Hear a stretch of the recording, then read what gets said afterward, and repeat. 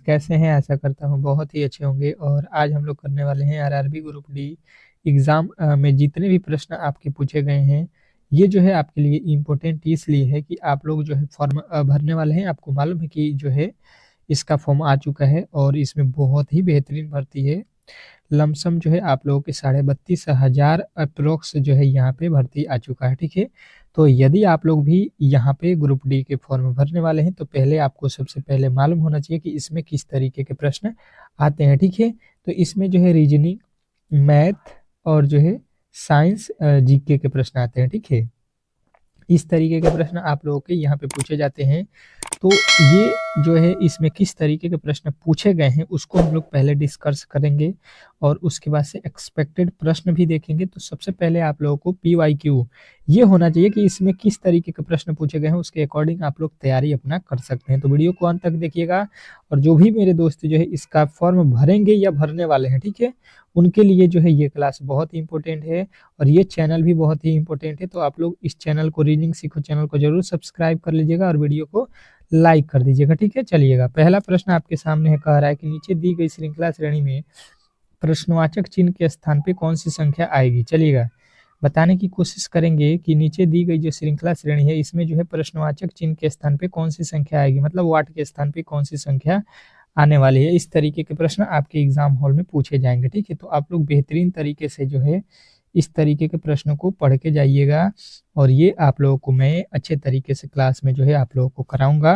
पहले पीवाईक्यू के प्रश्नों को हम लोग देख लेते हैं, खत्म कर लेंगे। आपके 10 से 15 दिन के अंदर जो है प्रीवियस ईयर के प्रश्नों को जो है कवर करने के बाद आपका सिलेबस जो है हम स्टार्ट करेंगे, ठीक है? तो सिलेबस अच्छे तरीके से पढ़ के जाइएगा और फ्री ऑफ कॉस्ट जो है ये बैच रहेगा यूट्यूब पे। देखिए 2 से यहाँ पे जो है 10 हो रहा है, 10 से 40 हो रहा है, मतलब देख रहे हैं कि आपको वैल्यू जो है बहुत ही ज़्यादा बढ़ रहा है हर बार। तो यहाँ पे आपका कंडीशन ये हो सकता है कि अगर 2 में 5 से गुणा कर देते हैं तो 10 होता है और 10 में अगर 4 से गुणा करते हैं तो 40 होता है और 40 में जो है किससे गुणा करेंगे तो 3 से गुणा करेंगे तो 40 तिया 120 और 120 में जो है आप लोगों को किससे गुणा करना है 2 से। अब देखिएगा यहाँ पे पहले 5 से गुणा हुआ, फिर 4 से गुणा हुआ, फिर 3 से गुणा हुआ, फिर 2 से गुणा हुआ। तो यहाँ पे आप लोगों को इसके आगे किससे गुणा करना है 1 से और 240 का पहाड़ा जो है एक बार पढ़िएगा 240 ही आएगा और ऐसा जो है आप लोगों को ऑप्शन नंबर सी में दिखाई दे रहा है। तो सी जो है इस प्रश्न का 100% सही उत्तर हो जाएगा, ठीक है? ऐसे प्रश्न में कभी भी आप लोग गलती नहीं करेंगे। नेक्स्ट प्रश्न देखिएगा आप लोगों के सामने आ चुका है और ये प्रश्न आपके लिए बहुत ही इंपॉर्टेंट है। देखिएगा, नीचे दिए गए विकल्पों में से संबंधित संख्या को चुनना है। चलिएगा, बताने की कोशिश करेंगे सभी लोग कि जो है इस प्रश्न का सही उत्तर क्या होने वाला है। ये भी आप लोगों के रेलवे में पूछा गया प्रश्न है ग्रुप डी में। तो आप लोगों को अच्छे तरीके से यहाँ पे जो है इस प्रश्न को देख लेना है, समझ लेना है। इन लॉजिक का ये प्रश्न है, 28 का संबंध 5 से बता रहा है, तो 39 का संबंध किससे होगा? चलिएगा, बताने की कोशिश करेंगे, सभी लोग बताने की कोशिश करेंगे। मैंने इस तरीके के प्रश्न आपको क्लास में कराया हुआ है और जो है जो रीजनिंग के स्पेशल क्लास करते हैं मेरे से अच्छे तरीके से, उनको मालूम है कि ये जो 5 लिखा गया है इससे हमको 28 पे जाना है तो 5 का वर्ग कर देते हैं, ठीक है? 5 का वर्ग कितना होता है 25 और 25 में 3 जोड़ देंगे तो ये हमको मिल जाएगा 28, जो कि यहाँ पे लिखा गया है। बात क्लियर समझ में आप लोगों को आ गया होगा। तो अब जो है यहाँ पे लिखा गया है 39 हमको लाना है। अब किस तरीके से लाना है यहाँ पे वही बताना है।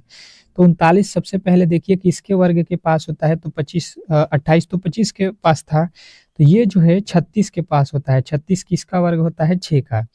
6 का वर्ग करेंगे 36 हो जाएगा, 36 में 3 जोड़ दीजिएगा, ये आप लोगों को मिल जाएगा 39। यहाँ पे बात जो है क्लियर आप लोगों को समझ में आ रहा होगा।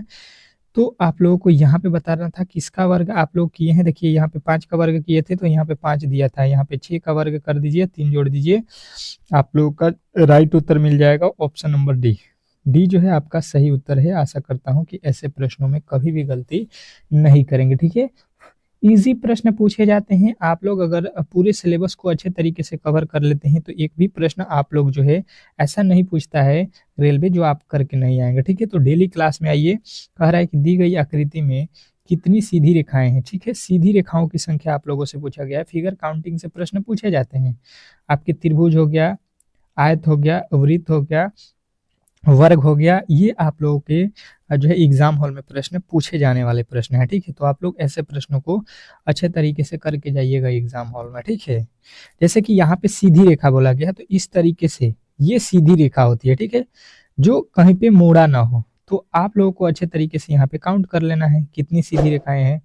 तो हमें यहाँ से एक यहाँ पे मिला, एक यहाँ पे मिला, एक यहाँ पे मिला, ठीक है, और एक यहाँ पे मिला, एक यहाँ पे मिला, एक यहाँ पे मिला और एक यहाँ पे मिला, ठीक है। तो अगर आप काउंट कीजिएगा यहाँ पे तो देखिएगा, अगर आप काउंट करने जाइएगा तो सीधा रेखा जो है आपको एक यहाँ पे मिल गया, एक, दो, तीन, चार, ये 5, ये 6, ये 7 और ये 8। इसमें टोटल जो है सीधी रेखाओं की संख्या कितनी है, तो आप कहिएगा 8। 8 जो है इस प्रश्न का राइट उत्तर हो जाएगा, इसमें किसी तरीके के जो है आपके डाउट नहीं होना चाहिए, ठीक है। नेक्स्ट प्रश्न, अगले प्रश्न की ओर चलते हैं और अगला प्रश्न इंपॉर्टेंट है आपके लिए, क्योंकि ये प्रश्न देखिएगा और बेहतरीन तरीके से समझिएगा, बहुत ही इंपॉर्टेंट दिया गया। कह रहा है कि बी जो है डी के तीसरे स्थान बाएं है, जो दाएं छोर पर है। बात जो है क्लियर आपसे बोला गया कि डी के जो है 3 स्थान बाएं। तो अगर आप यहाँ पे समझने की कोशिश किए होंगे तो मान लीजिए ये एक पंक्ति चल रहा है, ठीक है, इसमें डी के तीसरे स्थान बाएं, अगर यहाँ पे डी है तो इसका बाएं जो है, कह रहा है बी जो है डी के 3 स्थान बाएं हैं, 3 स्थान बायां साइड में है। तो यहाँ से बायां जब इसके जाइएगा तो ये हो जाएगा 1, 2, 3। कह रहा है बी डी के 3 स्थान बाएं हैं। तो यहाँ पे अगर आप बी लिख दीजिएगा, ठीक है, तो डी के जो है बायां, देखिए ये होता है बायां साइड और ये होता है आपके दाएं साइड, ठीक है।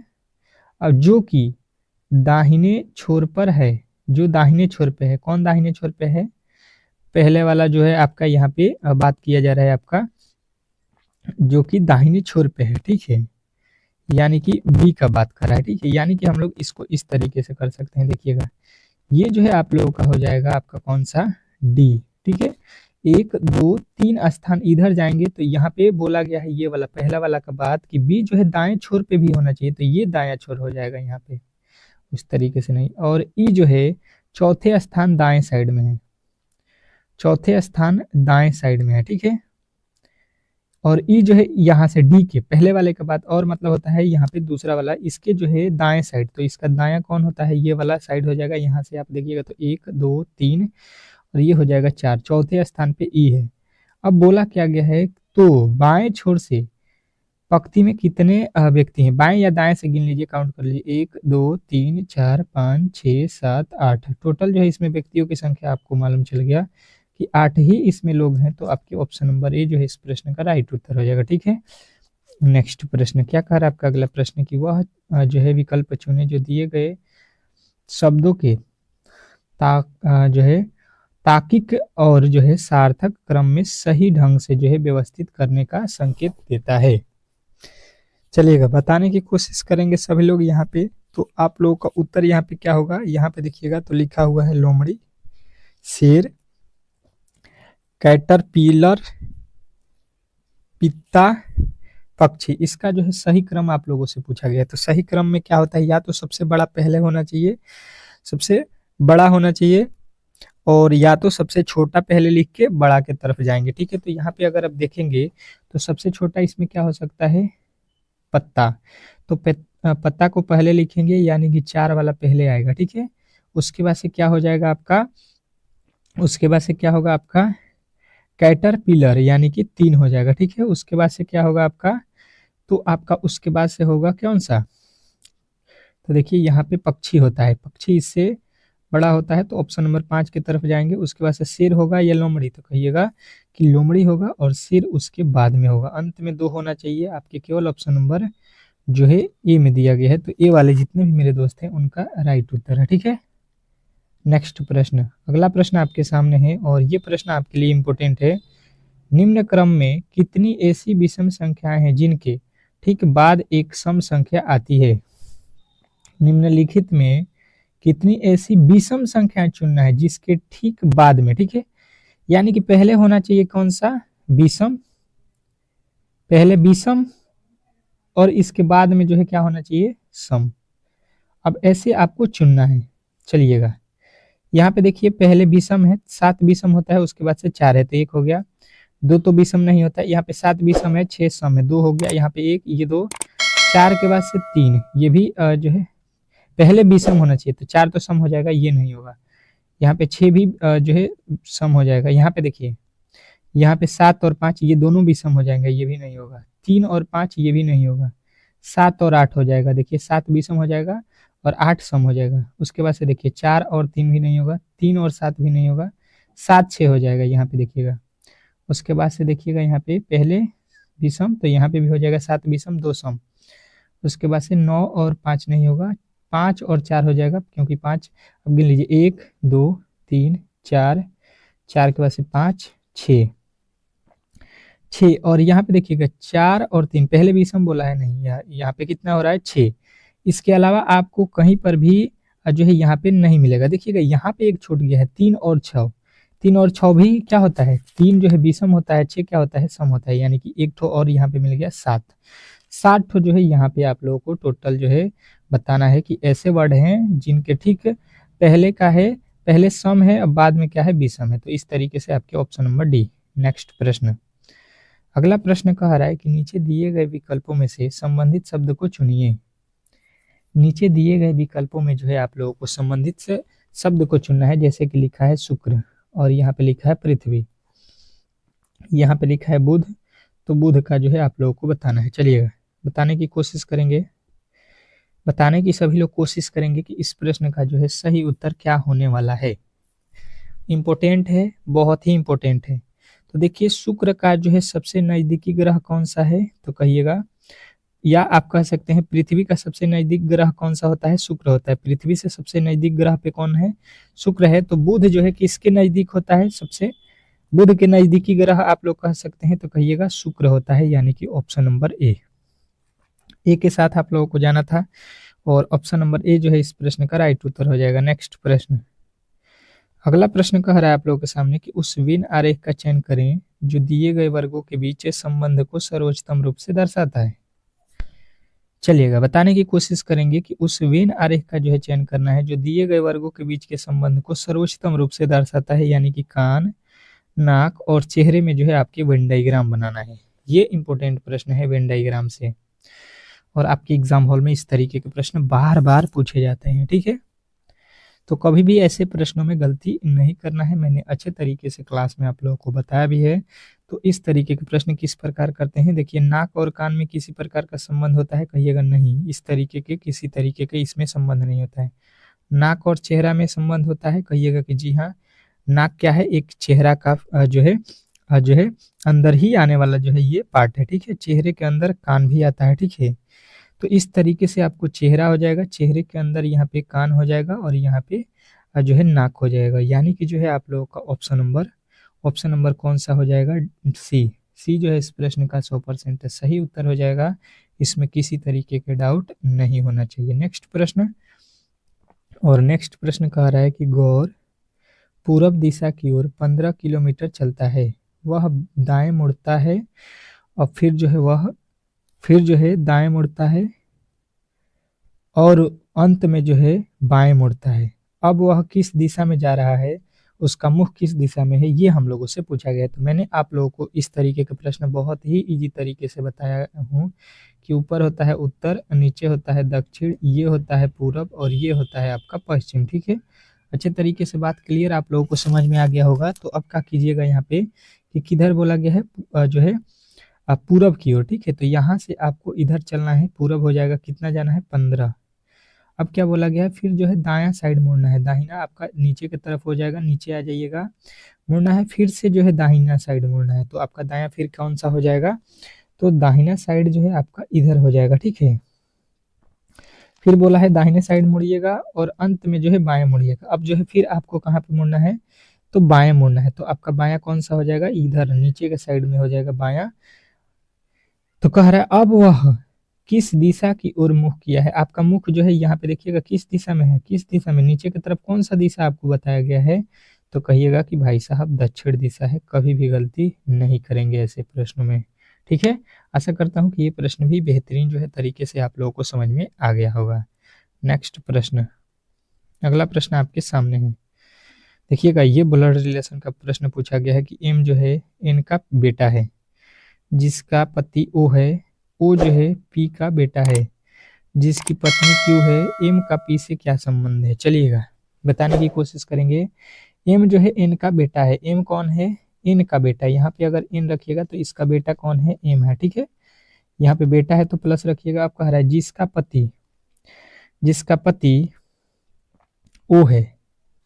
अब जो है आप लोगों को बोला गया है कि एम जो है एन का बेटा है, ठीक है, और एन का पति कौन है, ओ है, ठीक है।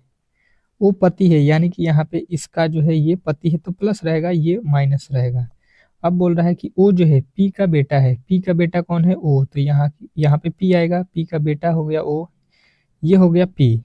अब कह रहा है जिसकी पत्नी क्यू है, जिसकी पत्नी क्यू है। अब पी की पत्नी कौन है, क्यू है, यहाँ पे पत्नी हो जाएगी। तो कह रहा है एम का पी से क्या संबंध है, ये जो एम है इसका पी कौन लगता है, ये आप लोगों को बताना है। ये प्लस है, ये पत्नी है तो माइनस है। अब देखिए यहाँ पे आप जाइएगा तो ये आपकी जो है एम अगर आप हैं तो आपकी ये माँ हो जाएंगी और ये आपके पिताजी हो गए, ठीक है। और पिता के ये कौन है, पिता है, ठीक है। पिता के पिता को क्या बोलते हैं, बेटा बोलेंगे, ससुर बोलेंगे, ग्रैंड सन बोलेंगे, नहीं जी। यहाँ पे क्या बोलिएगा, ग्रैंड फादर बोलिएगा, ठीक है। पिता के पिता को क्या बोलिएगा, ग्रैंड फादर। तो आप लोगों का जो है राइट उत्तर कौन सा बना, ऑप्शन नंबर डी। डी वाले के साथ आपको जाना था, ऑप्शन नंबर डी जो है इस प्रश्न का राइट उत्तर है। नेक्स्ट प्रश्न, ये प्रश्न भी आपके इंपोर्टेंट है। क्या कह रहा है कि यदि ए का अर्थ प्लस, बी का अर्थ माइनस, सी का अर्थ गुणा, तो इस समीकरण का जो है वैल्यू बताइए। क्या लिखा है, 7 2 कोष्टक ए 3 सी 3 फिर बी 6। अब जो है इसी को सॉल्व कर देना है। तो कहिएगा कि यहाँ पे 7 और सी की जगह पे क्या रखना है, सी का जगह पे देखिए गुणा लिखा है तो गुणा कर दीजिए, यहाँ पे गुणा 2। ए का अर्थ क्या होता है, ए का अर्थ होता है प्लस, प्लस कर दीजिए सी 3 और गुणे में फिर सी का मतलब 3 होता है, गुणा होता है सी का तो 3। और बी का अर्थ क्या होता है, बी का अर्थ घटाओ, तो यहाँ पे 6। अब देखिए 7 दूना का कितना हो जाएगा, 14 प्लस 3 तरीका 9 माइनस के 6। देखिए 9 में से 6 जाता है 3 और 3 में 14 अब जोड़ दीजिए, 14 3 17 हो जाएगा। और 17 जो है आपके ऑप्शन नंबर ए में दिया गया है। यदि आपने ये बताया है तो आपका 100% सही उत्तर हो जाएगा। ऐसे प्रश्नों में कभी भी गलती नहीं करेंगे, ठीक है। नेक्स्ट प्रश्न,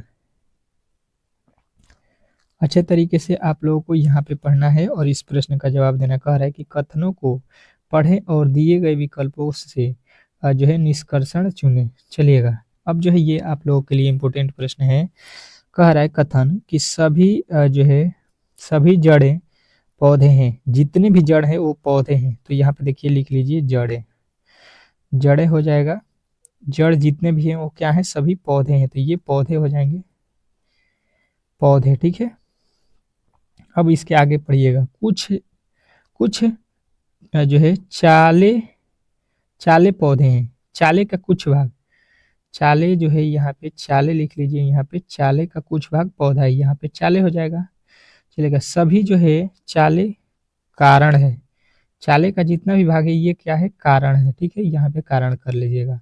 अब जो है आ जाइएगा निष्कर्षण पे। क्या बोला गया है, पहला कि कुछ पौधे जड़े हैं, पौधे का कुछ हिस्सा जड़ है, तो देखिएगा पौधे का कुछ हिस्सा जड़ है, आपको बिल्कुल सही बोला गया है। दूसरा देखिए कुछ कारण पौधे हैं, यहाँ पे देखिएगा, यहाँ पे है कारण, ये कारण है और कारण का जो है कुछ हिस्सा पौधे में है, कहिएगा बिल्कुल सही है। दूसरा भी सही है। तीसरा कह रहा है कि कुछ जो है चाले कारण है, चाले का जो है कुछ हिस्सा कारण है, चाले का कुछ हिस्सा कारण है, कुछ चले कारण है, कुछ जो चले हैं वो कारण है आप लोगों का। तो यहाँ पे कहिएगा आप लोग कि जो है जी हाँ, ये भी आपको देखने को मिल रहा है कि कुछ चाले जो है यहाँ पे कौन है, कारण है। तो यानी कि जो है हम लोग यहाँ पे क्या बताएंगे कि सभी तर्क जो है यहाँ पे सही है। तो इस तरीके से आपके कौन सा हो जाएगा, ऑप्शन नंबर जो है बी जो है यहाँ पे बी जो है ऑप्शन सही होगा कि सभी तर्क यहाँ पे सही बताया गया है। तो इस तरीके से आज के क्लास को हम लोग यहीं पे समाप्त करेंगे।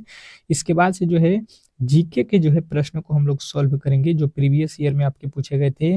उसके बाद से साइंस, जीके और साइंस के एक ही वीडियो में हम लोग कंप्लीट करते रहेंगे और मैथ का अलग करेंगे और रीजनिंग का अलग करेंगे। ये रीजनिंग के प्रश्न थे आज। और डेली क्लास कीजिएगा, आप लोगों को बेहतरीन से बेहतरीन जो है आपकी तैयारी मैं कराऊंगा जिस तरीके के आपके एग्जाम हॉल में प्रश्न पूछे जा रहे हैं। ठीक है, तो आशा करता हूँ कि आप लोगों को ये वीडियो अच्छा लगा होगा। वीडियो अच्छा लगा है तो प्लीज चैनल को सब्सक्राइब कीजिए, वीडियो को लाइक कीजिए। मिलते हैं नेक्स्ट वीडियो में, तब तक के लिए जो है धन्यवाद।